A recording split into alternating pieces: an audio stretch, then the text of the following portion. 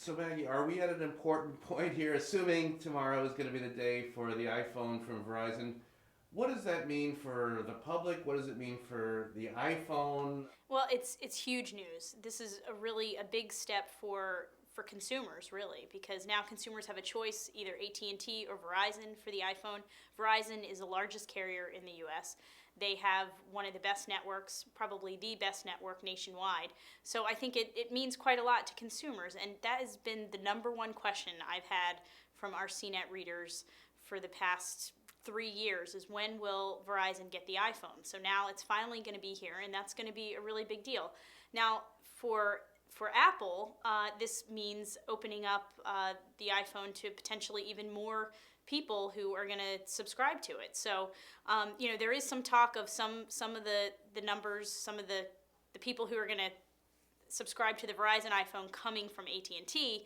But at the same time, if you look at the market, it's still about 40% smartphone, 60% regular phone. So there's a lot of demand, and people are upgrading to smartphones. So this could just mean another untapped market yet for the iPhone.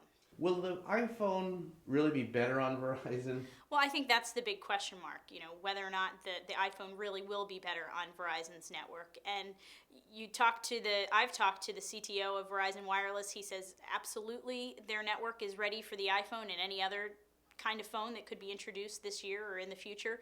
But I think realistically, if we really see a surge of people flooding the Verizon network, people might want to be concerned. I've heard anecdotally, I don't have any numbers to really back this up, but just anecdotally, some people have told me in San Francisco and in New York that their Android phones have not gotten the same kind of service quality that they've been used to on AT&T, or I'm sorry, on Verizon. These are long-term Verizon customers. So I think that there's cause for concern. Now, on the other side of it, Verizon has had 3.5 years to invest in its network, and it's done so. It also has a new 4G network that it's launched, that some of these new customers who are going to be getting the advanced phones coming up, those customers in large cities in particular are not going to be on the same 3G network. They'll be on a 4G network. So that might free up a little room for all these new iPhone users if in fact this phone is a 3G phone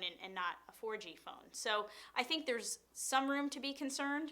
And if I were a customer, which I am, I'm a consumer, I have an iPhone, I think I'm going to wait a little while just to see what everybody says before I jump ship. The new 4G phones are really pretty cool. They're doing some really cool things. They have faster processors, better graphics, the work. So in terms of smartphones, these are going to be some of the top smartphones that Verizon's going to offer in the next year. So that's number one. The other thing is that the 4G network is much faster. You'll be able to access web-enabled apps a lot more quickly. You'll be able to surf the internet a lot more quickly. That's actually been one of the biggest complaints I've had on any smartphone I've used, is that generally I think the 3G networks are pretty sluggish and slow. So if I'm trying to navigate or I'm trying to get to a website, sometimes you have to wait a little while. And that's, with a 4G network, it should be like being on your computer on a broadband network. You're going to be getting those types of speeds. Now the downside is that these phones have faster processors, they've got multiple radios in them, so that could mean that they're going to drain battery life a bit more. Plus, people who are on a faster network are likely going to be using it more. So again, that will factor into how long your battery life lasts. And for some people, it just may be a deal breaker for them. You'll at least have to charge it every day, and it could potentially be worse than your 3G smartphone. Although Verizon claims that they've got it all under control, and it should meet consumer expectation in terms of battery use, but it's yet to be seen because we haven't actually seen these phones out in the wild. Now, whether the iPhone from Verizon will be on their 4G network, we don't really know. We don't know yet.